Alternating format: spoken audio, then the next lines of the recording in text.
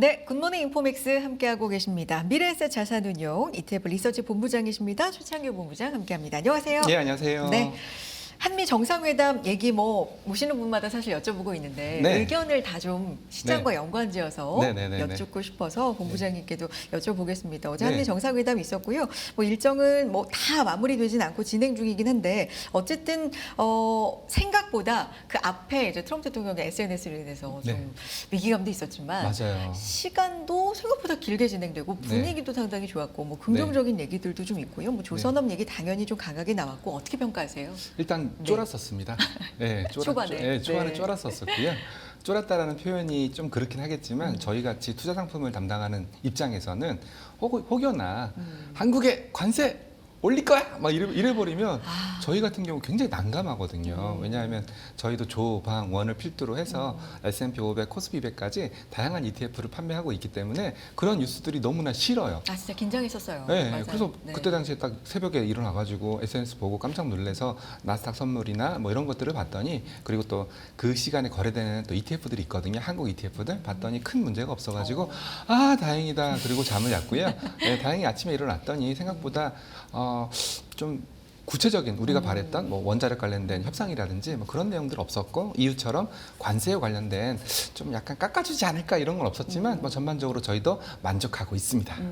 초반에 오히려 그런 위기감이 있었기 때문에 뒤에 좀 잘 마무리됐을 때 어떤 그런 안도감이 조금 더 크지 않았나. 그렇죠. 저희 같은 경우에는 그런 구조적인 문제, 저희 힘으로 어떻게 할 수 없는 그런 문제들이 가장 위험하거든요. 그렇죠. 그리고 소비자들한테, 금융 소비자들한테 드릴 말씀도 없어요. 저 시장 어떻게 보세요? 아, 저 잘 모르겠고요. 트럼프의 입에 달려 있어요.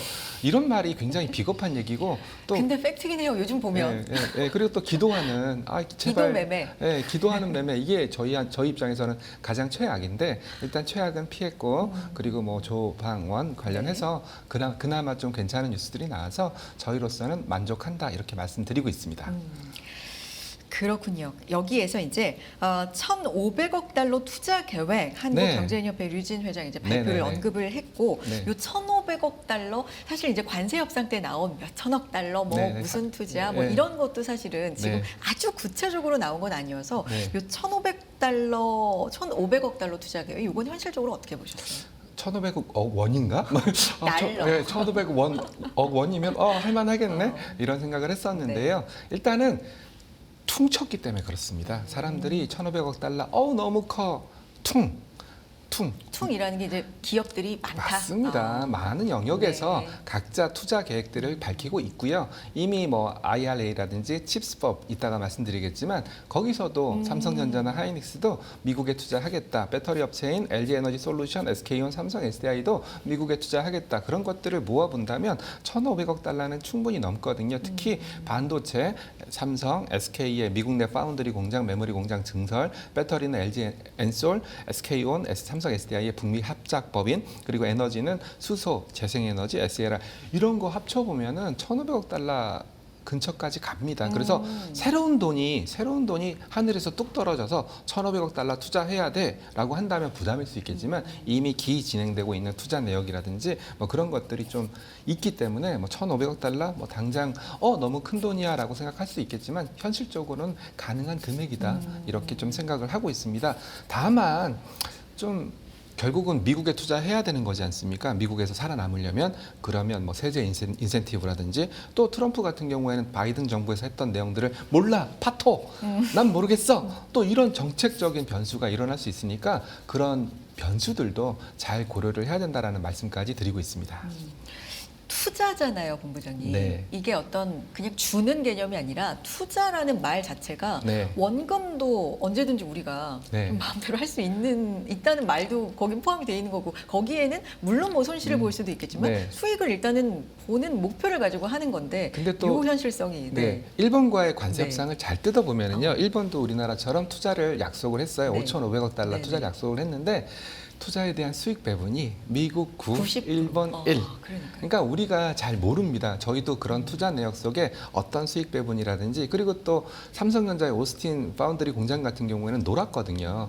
수주 물량이 없어서 그런 경우도 일어날 수 있습니다. 그렇기 때문에 제가 정책적인 변수, 나중에 또 트럼프가 몰라 파토 더해 뭐 이런 또 트럼프의 말에서 발생할 수 있는 변수들까지 네. 생각한다면 글쎄요, 이게 정말 효과적인 투자다 또는 뭐 정말 낙관적인 투자다, 수익을 가능한 투자다 이렇게 단정짓기는 어렵습니다.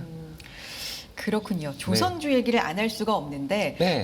필리조선소 이재명 대통령이 방문을 했습니다. 네. 자, 여기에서 스테이트 오브 메인 호 명명식이 있었습니다. 여기에 네. 이제 참석을 했고 네. 뭐 이 여러 가지 좋은 얘기 조선에 대해서 이제 했는데 사실은 마스가 프로젝트가 관세 협상에서 굉장히 중요한 역할을 했기 그렇죠. 때문에 뭐 그렇죠. 조선이 중요하게 얘기가 나올 거다라는 건 다들 예상을 좀 할 수 있던 바고 네. 조선에 대해서 어떻게 보셨어요? 저희 매형이 네. 하나오션을 다니고 있습니다. 아, 그래요? 예, 저희 매형이니까 하나오션을 굉장히 오래 다니셨고 물론 대우조선 시절부터 네. 입사를 해서 네. 다니셨는데 하시는 말씀이 지금이 제일 힘들다. 지금이 힘들다. 너무 힘들다. 그래요? 그만큼 거꾸로 얘기하면 일감이 많다. 많다. 저는 그걸 통해서 오션, 특히 조선에 대한 바로미터를 보고 있고요.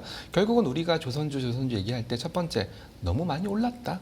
두 번, 비싸다. 그리고 세 번째, 추가적인 넘버스가 일어나겠냐. 이게 가장 핵심적인 변수였거든요. 근데 첫 번째, 너무 많이 올랐다. 인정합니다. 두 번째, 수주, 이제는 필리조선소를 인수했고 거기서 MRO라든지 군함이라든지 이런 것들을 수주할 예정이니까 수주 모멘텀 괜찮다. 그리고 또 최근에 제일 중요한 게 천연가스, 에너지지 않습니까? 에너지, LNG선이라든지 이런 선박들은 고부가가치거든요. 여태까지 한화오션이 문제가 됐던 게 저가 수주, 고부가가치선이 아닌 컨테이너선이나 벌크선 이런 거 수주. 근데 이제는 아니지 않습니까? LNG선 그리고 진짜 고부가가치라고 할 수 있는 군함 그리고 또 최근에 또 무슨 얘기가 나오냐면 풍력 해양 플랜트. 해양 플랜트야말로 뭐 저는 조선 업종을 잘 모르지만 이런 조선 산업의 꽃이거든요.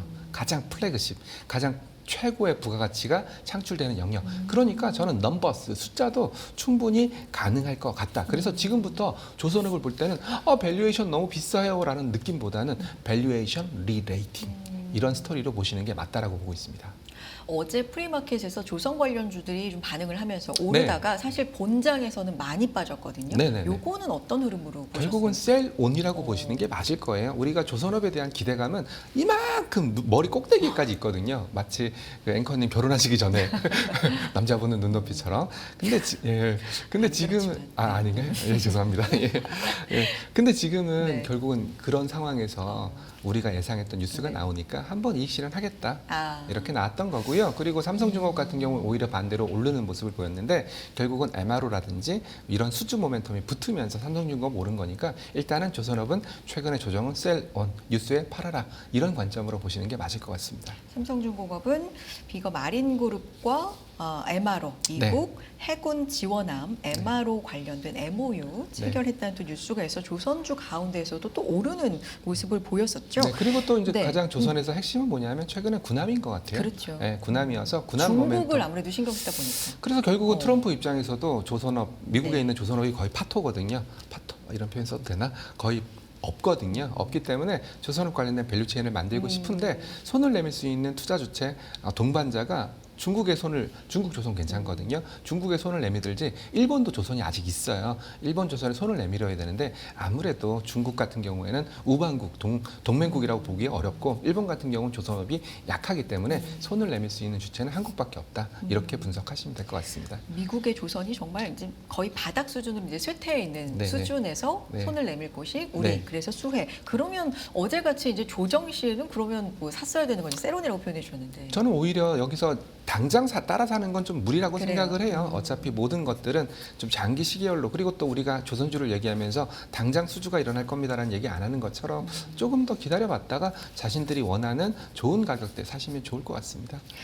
자, 다음 삼성그룹 얘기를 좀 해볼 텐데 이재용 회장, 뭐 삼성중공업, 삼성물산, 조선 원전 분야에서 오히려 협력을 좀 적극적으로 추진하는데 우리가 이제 제일 삼성전자한테 바라는 건 반도체, 네. 뭐 HBM, 네. 엔비디아하고 뭐 네. 이런 어떤 그런 뉴스들이잖아요. 예. 요거는 약간 좀 바랬던 소식들은 잘 안 들리는 것 같아서 어떨까요? 민감해서 그렇습니다. 민감해서. 네.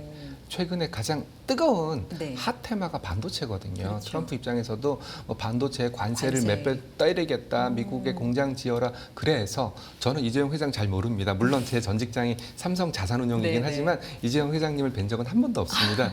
구내식당도 안 오시더라고요. 그렇지만 제가 그 얘기를 안 했다는 것은 물 밑에서 하고 있을 거다. 이면에서 하고 있을 거다. 대외적으로 드러내긴 어렵겠지만 이면에서는 하고 있을 거다. 그리고 또 미국 입장에서는 AI, 특히 AI 반도체가 핵심적인 전략 자산이거든요. 그래서 최근에 얘기 나오고 있는 게 소버린 AI라는 얘기까지 나올 정도로 굉장히 민감한 얘기니까 서로 예민한 부분은 건드리지 말자. 그런 이면적인 합의가 있었던 게 아닐까 그렇게 생각을 하고 있고요. 실제로 삼성전자 입장에서도 뭐 텍사스 파운드리 증설, 그리고 칩스법 보조금, 그리고 장비, 그러니까 반도체 장비 반입, 그리고 뭐 세액 공제 이런 것들을 미국 정부랑 계속 협의하고 있는 단계거든요. 그런 단계에서 협의하고 있는데 그런 단계에서 공식적인 석상에 나와서 나 미국이랑 잘 되고 있어라고 발표를 한다면 네. 오히려 그게 반대적으로 잘 안 되게 만들 수 있는 그런 내용들이니까 최대한 예민한 부분들은 비껴나 있는 좀 덜 예민한 부분들 중심으로 얘기를 했다. 이게 이제 저희 같이 투자업계에서 얘기하고 있는 그런 부분들이고요. 얼마 좀 시간이 지나면 그런 뉴스들이 가시화될 테니까 좀 기다려봐라. 뭐 그렇게 좀 생각을 하고 있고요. 근데 뭐 이렇게 좀 본다면 결국 이런 얘기를 안 했다라는 게 저는 오히려 더 좋다라고 생각해요. 왜 그러냐면 결국은 야 삼성전자한테 반도체 얘기를 안 했어?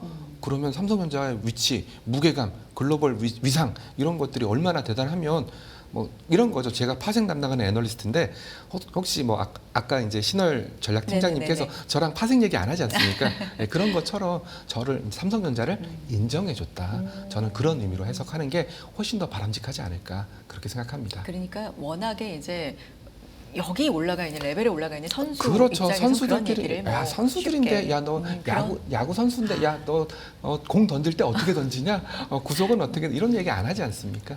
너무 민감한 문제이기 때문이다. 얼마 전에 뭐 테슬라와의 계약 같은 경우도 사실은 발표 안 했어요. 머스크 CEO가 본인 예. 입으로 한 거지, 예, 그죠? 예. 본인 글로 한 거지 이제 네. 안 밝혔듯이 이런 네. 예민한 문제이기 때문에 물 밑에서는 굉장히 활발할 것이다. 네, 라는 그렇게 말씀이시네요. 추정을 하고 네. 있습니다. 시장에서 이게 뭐 HBM4, 뭐 퀄테스트, 엔비디아 요 얘기가 너무 오래된 얘기긴 하지만 네. 시장 물 밑에서는 요거 거의 통과될 분위기래. 뭐 이런 얘기들 사실 가끔 요즘도 있잖아요. 들으시죠? 있죠. 저도 그런 거에 따라- 많이 듣고 맞아요. 있죠. 최근에 또 하이닉스 주가가 약세를 네, 보였고 네. 삼성전자 주가가 강세를 보였거든요. 네. 그런 과정에서 또 HBM4가 드디어 테스트 통과한 거 아니야?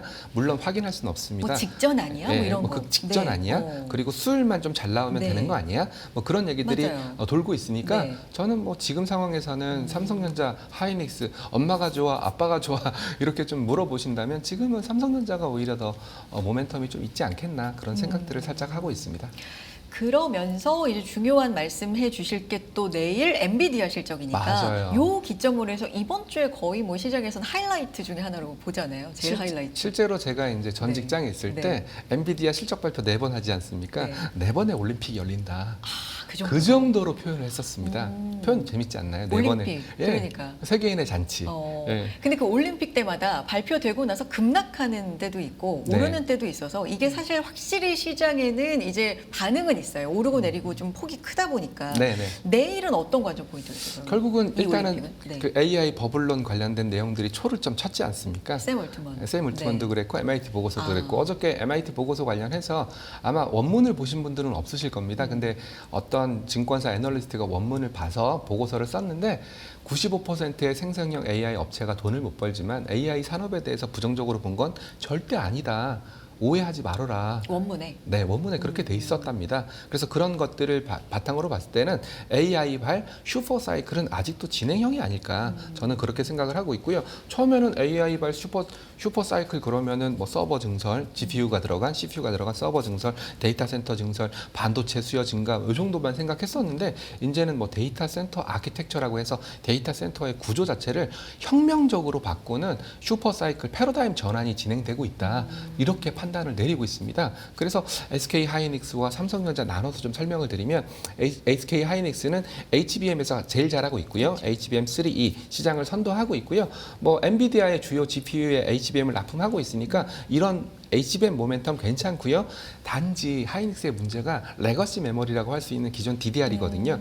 이쪽에선 수익이 잘 안 나요. 네네. 근데 HBM에서 그 수익 안 나는 것을 만회하고 있으니까 그런 모멘텀으로 굉장히 좋을 거다. 대신에 뭐 2026년까지는 또 삼성전자가 치고 올라오고 마이크론이 치고 올라오니까 그런 부분에 있어서는 걱정스럽다. 이게 하이닉스 관련된 모멘텀이고요. 근데 수익성, 그러니까 많이 남는다는 측면에서는 HBM이 훨씬 많이 남는 거 아니에요? 훨씬 많이 그러니까요. 남죠. 거의 제가 알기로는 뜯어보면은 그렇게 세부적으로 수익률을 나타내진 않습니다. 전체 수익률, 그러니까 SK 하이닉스 전체 영업이익률만 나타내는데 저희는 DDR 같은 경우에는 수익률이 얼마인지 압니다. 뻔하니까. 그리고 그런 걸 감안하면 거의 HBM은 60% 이상 수익이 나는 것으로 판단을 하고 있습니다. 네.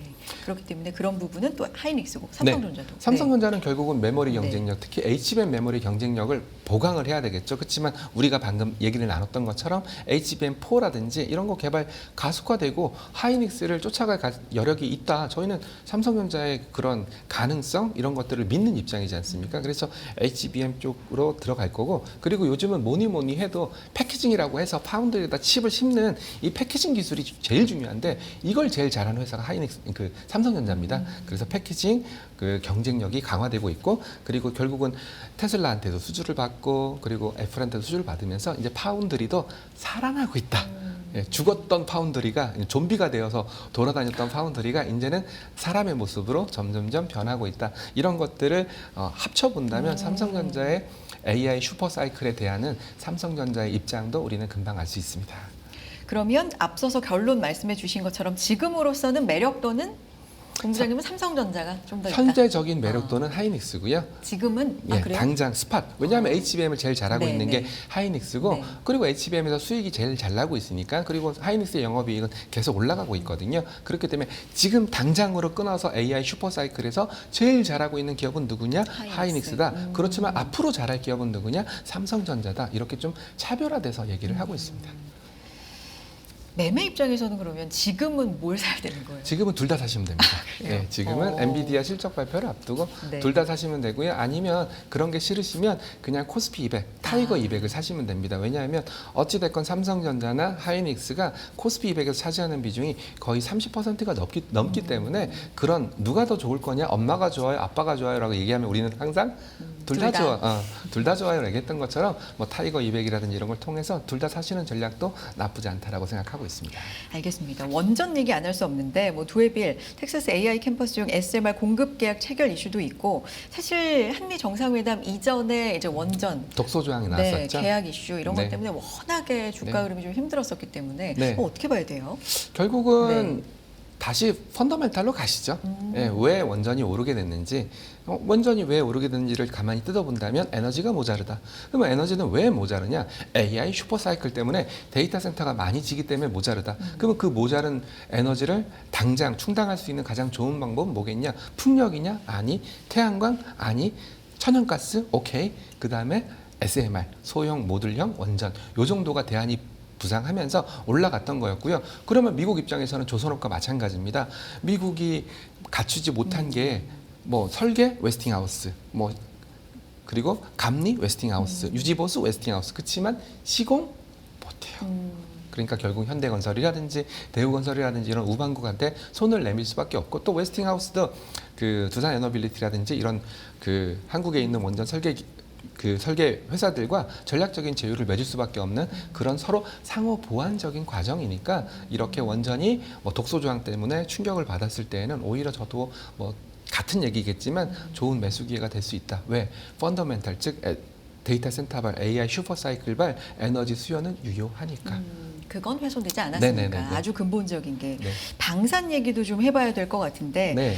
자, 전쟁, 뭐 우크라이나 전쟁 얘기도 많이 하지만 우리 입장에서는 이 방위비 문제도 네. 이것도 이번에 정상회담에서 의제로서 얘기가 어떻게 나올까 뭐 네. 관심이 있던 바였고, 전반적으로 방산주는요. 네, 결국 트럼프 대통령이 뭐 방위비 분담 뭐 이런 얘기를 구체적으로 하진 않았지만 뭐 기지 소유권 이슈 언급한 것은 실질적인 방산에 대한 수요가 그만큼 있다라는 것을 저는 확인한 그런 좋은 내용들이었고요. 그리고 한국 방산업체는 뭐 폴란드 수출하는 것 실작으로 해서 중동, 동남아 글로벌 경쟁력을 입증한 상황이니까 아마 이런 한미 회담을 통해서 저 개인적인 바람이지만 한국 방산업체들이 북미 수주 가능성 이런 것들도 저는 커졌다라고 판단을 하고 있거든요. 그래서 한국 방산주의 뭐 당장 가시적인 내용들은 없었지만 한국 방산주의 위상 그리고 글로벌 방산 수요 이런 것들을 확인했으니까 중장기적으로 한국 방산주들로 괜찮다라는 모멘텀을 확보했다라고 정의 내리고 있습니다.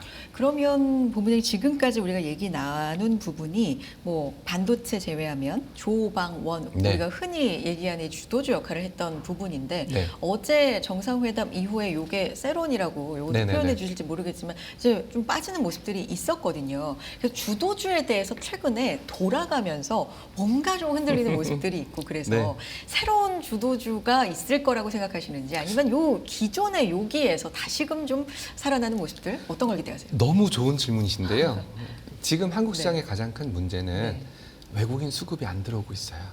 그리고 그전까지 그런 수급을 뒷받침했던 국민연금도 국내 자산 비중, 참고로 국민연금은 자산 배분 1,000조가 있는데 국내 주식 몇 퍼센트, 해외 주식 몇 퍼센트 이렇게 퍼센테이지를 정해놨는데 그 퍼센테이지에 꽉 찼어요. 이제 더 이상은 안 사는 거예요? 더 이상 사기가 힘든 정도까지 어. 올라왔어요. 그렇기 때문에 계속 소순환적인 그런 그 트로이카 중에서 어떤 게 좋으면 어떤 게 나쁘고 이런 흐름들이 일어나고 있고요. 그리고 혹시 차트를 보시는 분들이 계실지 모르겠지만 조방원의 차트가 비슷해요. 아. 네, 이게 전형적인 수급이 들어오지 않은 상태에서 좀 약간 순환매적인 흐름들이 연출될 때 그러니까 다른 걸 살려면 이걸 팔아야 되니까 그렇습니다. 순환되는 예, 거군요. 예. 그래서 아. 이제 저는 여기서 기대하는 것은 외국인들의 수급이거든요. 일단은 미국의 기준금리 인하하게 되면 네. 한국의 원화가 강세로 갈 가능성이 있고 네. 한국과 미국의 기준금리 차이가 결국 환율의 차이니까 그렇다면 환율의 안정이 일어난다면 한미 정상회담 내용들을 우리만 봤을 건 아니지 않습니까? 전 세계 사람들이 다 봤을 거니까 외국인들의 수급이 들어온다면 방금 말씀하신 누가 오르면 누가 빠지고 이런 현상이 좀 사라지지 않을까 그런 생각들을 좀 하고 있습니다. 실제로 제가 뭐 그 자산운용 업계에 있으니까 자산운용 업계에 있는 큰형님들, 뭐 대표님들이랑 얘기를 하다 보면은 대표님 혹시 최근에 누구 만나셨어요? 글로벌 연기금 만나셨어요? 응, 글로벌 연기금 만났어. 최근에 한국에 많이 들어오더라. 그렇게 봤을 때에는 저는 하반기에는 뭐 외국인들의 수급, 특히 글로벌 펜션이라든지 이런 외국인들의 장기 수요가 들어오면서 말씀하신 그런 내용들은 좀 차츰차츰 해소되지 않을까 이렇게 좀 생각을 하고 있고요. 이게 해소되지 않은 상황에서는 새로운 주도주, 솔직히 우리가 모르는 새로운 주도주는 나오기 어렵다라고 생각을 하고 있습니다. 뭐 예를 들어서 뭐 지금 뭐 미국에서 뜨고 있는 드론 산업이라든지 이런 게 한국에는 잘 없거든요. 그리고 또 얼마 전에 노란봉투법 통과 이후에 로봇은 파업하지 않는다. 뭐 이런 그 애널리스트 멘트를 본 기억이 납니다. 차라리 로봇으로 가자. 네, 근데 솔직하게 얘기를 네. 해서 로봇은 파업하지 않는다에 해당되는 로봇은 휴머노이드 로봇이 아니라 산업용 로봇입니다. 네, 네, 네. 공장에 있는 스마트 팩토리라 부르는데요. 네. 공장에 있는 로봇 팔 네, 이런 네. 것들을 말하는 거지 휴머노이드 로봇을 말하는 건 아니거든요. 그래서 아직 이런 수급적인 쏠림, 수급적인 대중화가 일어나지 않는 이상 뭐 조방원 중심의 트로이카 중심의 모멘텀 살아있는 업종 중심의 시장 흐름은 좀 더 이어질 거라고 보고 있습니다. 그러니까 정리해 보면 지금 사실 외국인도 안 들어오고 기관 지금 말씀 들어보면 네. 더 살 여력이 없기 때문에 이제 네. 팔고 사거나 이렇게 순환하는 맞습니다. 중심이기 때문에 전반적인 수급이 커지지 않는 이상은 요 안에서 네. 순환할 텐데 새로운 산업보다는 조방원 중심으로. 네. 그리고 또 여기서 네. 수급이라는 것이 네. 결국은 이제 상법 개정안 네. 2차 네. 통과됐지 않습니까? 이런 것들이 모멘텀이 될 거예요. 왜냐하면 우리가 착각하는 게 상법 개정안 1차 뭐 세제 개편안 이건 우리만 본다. 천만의 말씀. 글로벌 투자들도 가장 많이 보는 게 거버넌스입니다. 글로벌 투자들도 항상 ESG E 환경, S 소셜 그리고 G 거버넌스 이 세 가지 관점으로 한국 그 나라를 보기 때문에 저는 이제 상법 개정안이 통과되고 3차 상법 개정안, 4차 상법 개정안까지 통과된다면 네. 이것이야말로 외국인들이 한국 주식을 살 수 있는 가장 강력한 캐터리스트가 될 수 있으니까 이 부분도 우리 잊혀졌지만 까먹었지만 이 부분도 다시 살펴볼 필요가 있습니다. 게다가 본부장님 앞서서 말씀해 주셨던 그 금리, 우리 금리에 왜 이렇게 집착하지 하는 분들도 물론 있을 수 있지만 금리 인하가 상당히 거기에는 또 중요한 환경이 될 수 있다. 결국은 이제 미국이 금리 인하하게 되면 한국과 미국의 기준금리 차이가 좁혀들게 되고 단순히 물론 환율은 이것만 갖고 설명할 수 있는 변수가 아닙니다. 그래도 기준금리 차이가 떨어진다면 원하는 강세, 달러화는 약세로 가지 않겠냐. 저는 그런 생각까지 해보고 있습니다. 그래서 외국인이 들어올 만한 좀 환경이 될 수 있다. 알겠습니다. 오늘 여기까지 듣도록 하죠. 미래에셋 잘 사는 용 ETF 리서치 본부장이신 최창교 본부장 함께했습니다. 말씀 고맙습니다. 네, 감사합니다.